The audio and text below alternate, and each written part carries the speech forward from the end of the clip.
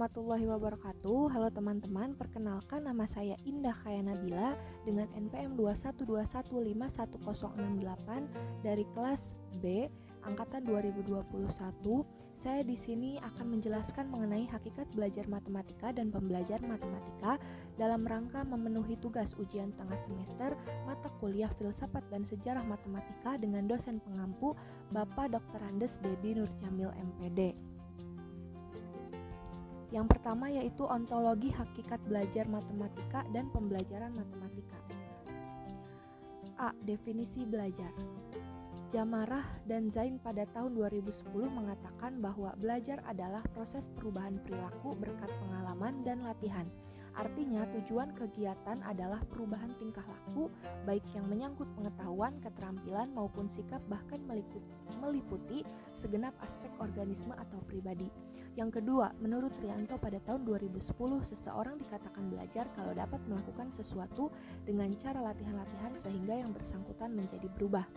Yang ketiga, menurut Tursan Hakim pada tahun 2002, belajar adalah suatu proses perubahan di dalam kepribadian manusia dan bentuk perubahan, peningkatan kecakapan pengetahuan, sikap, kebiasaan, pemahaman, keterampilan, daya pikir, dan lain-lain kemampuannya.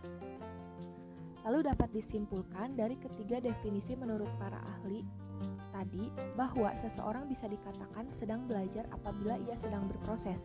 Yang dinamakan dengan belajar adalah suatu proses perubahan yang terjadi pada manusia melalui latihan-latihan.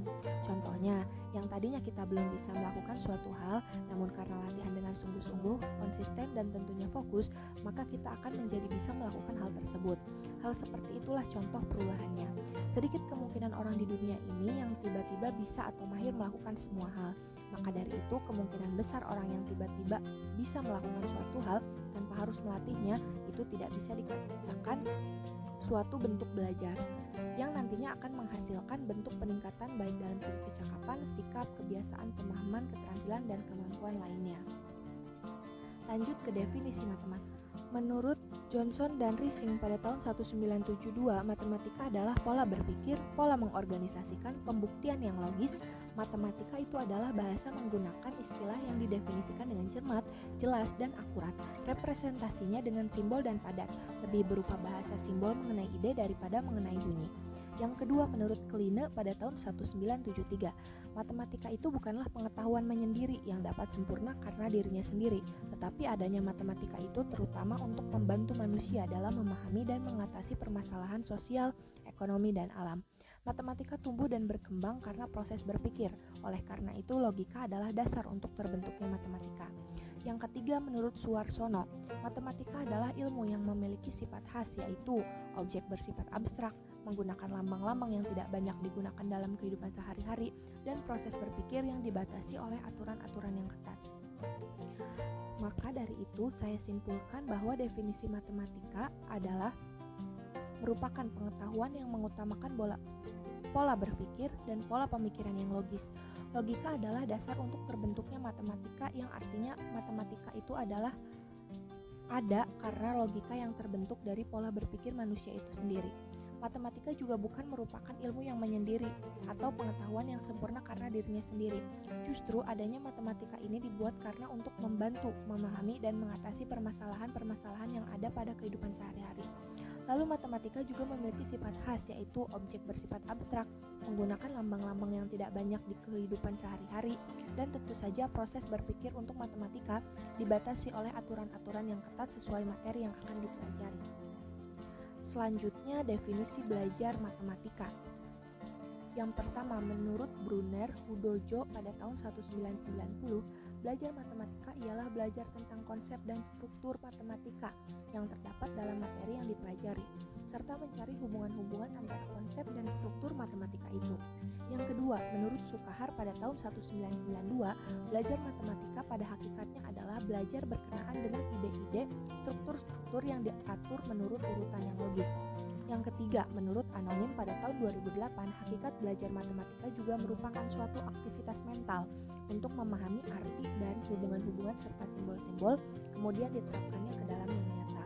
Maka kesimpulan dari definisi belajar matematika menurut Brunner, Sukahar, dan Anonim adalah bahwa belajar matematika Yang paling penting dan yang paling dasar dalam belajar matematika yaitu memahami konsep matematika, struktur matematika, dan simbol-simbol materi yang dipelajari. Contoh, jika kita akan mempelajari materi SMA yaitu aljabar, maka kita harus memahami apa itu konsep dari aljabar, apa saja yang akan kita pelajari dari bab tersebut, lalu struktur apa saja yang terdapat dalam materi aljabar. Kita harus perlu tahu itu, hingga simbol-simbol atau lambang-lambang yang berkaitan juga dengan materi aljabar. Maka dari itu, materi-materi yang kita pelajari selama sekolah harus kita terapkan dengan sebaik-baiknya, tidak hanya pada saat di ruang kelas, tapi juga di kehidupan sehari-hari. Karena jika kita sudah menerapkan konsep belajar matematika dalam kehidupan sehari-hari, maka bisa dikatakan kita berhasil memahami ilmu matematika.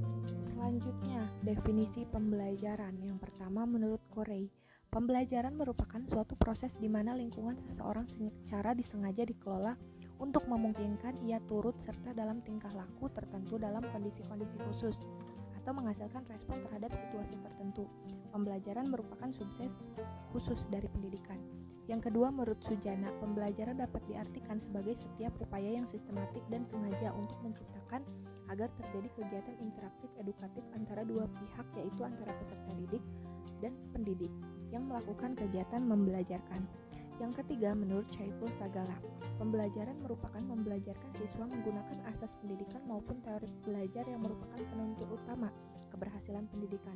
Pembelajaran merupakan proses komunikasi dua arah, mengajar dilakukan pihak guru sebagai pendidik, sedangkan belajar dilakukan oleh peserta didik.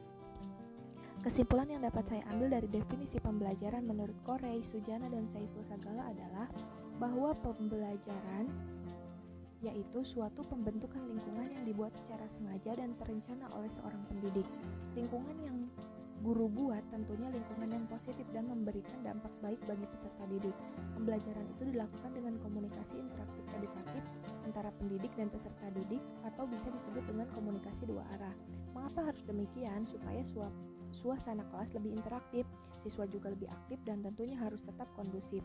Pembelajaran juga merupakan membelajarkan siswa menggunakan asas pendidikan maupun teori belajar yang merupakan penentu utama keberhasilan pendidikan, yang artinya guru ataupun tenaga pendidik tidak hanya asal-asalan dalam memberikan pembelajaran, namun guru juga mengajar atas dasar menggunakan asas pendidikan yang merupakan penentu keberhasilan pendidikan.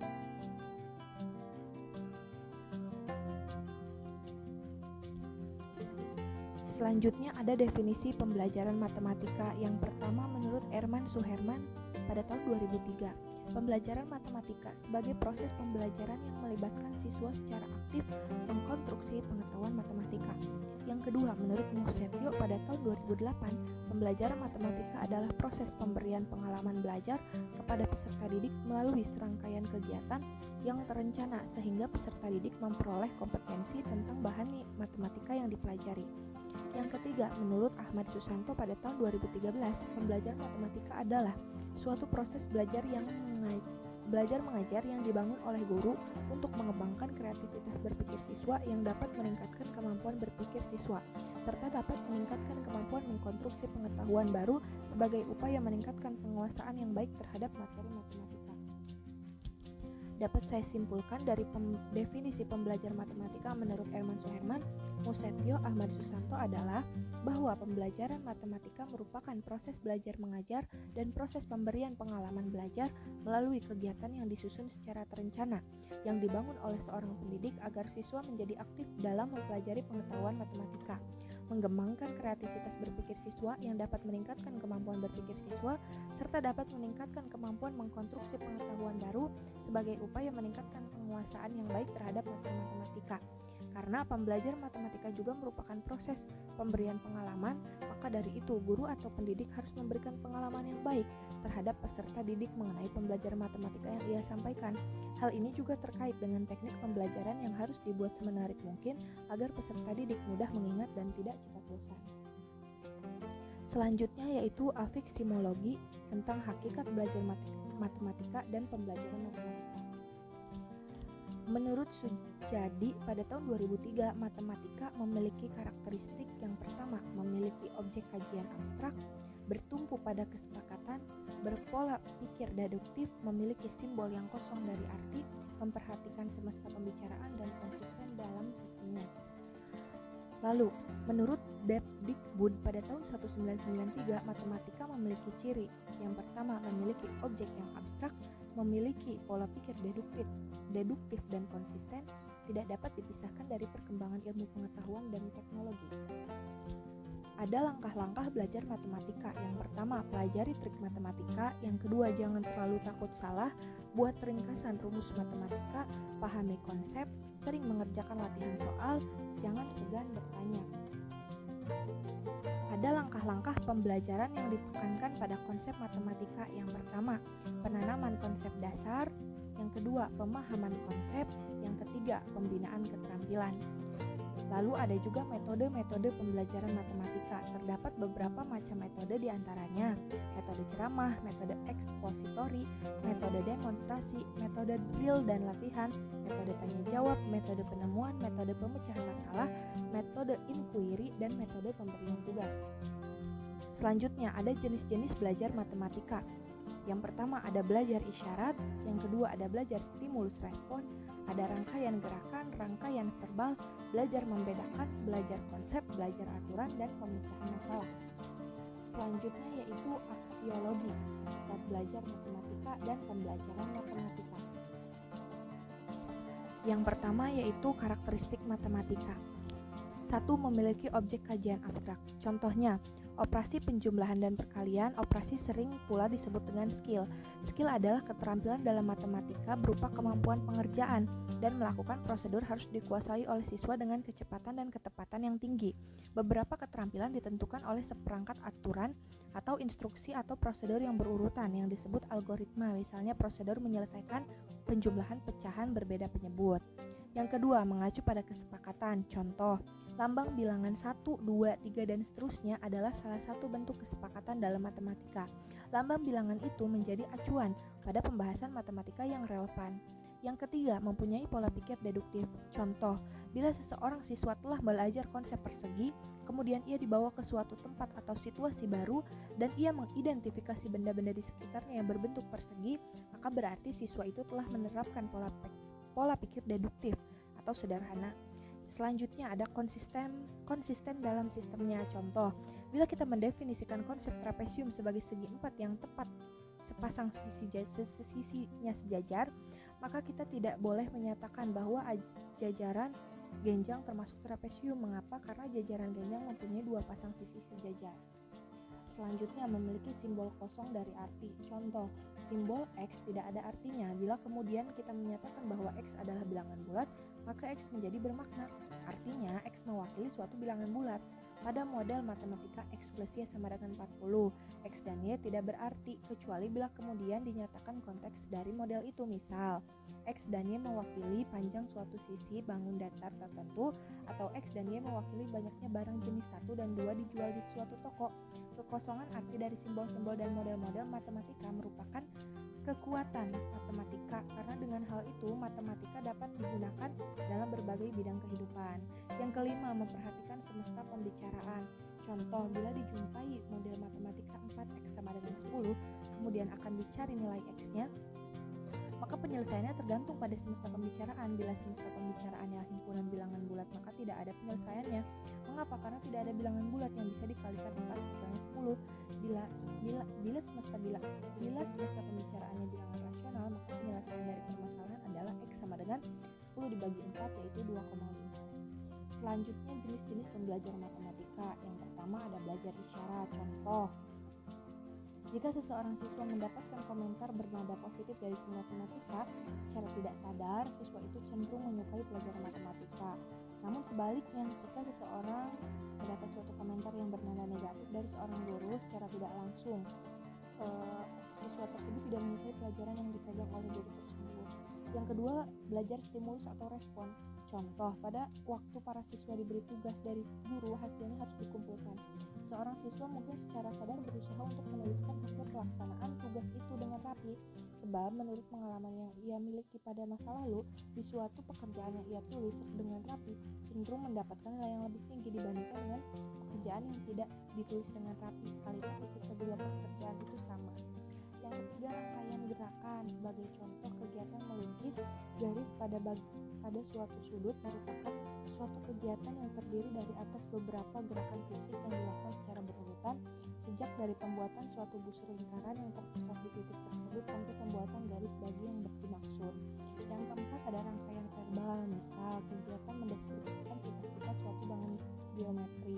Yang kelima, belajar membedakan. Contoh, membedakan bilangan bulat dengan bilangan cacat, membedakan konstanta dan variabel, dan lainnya.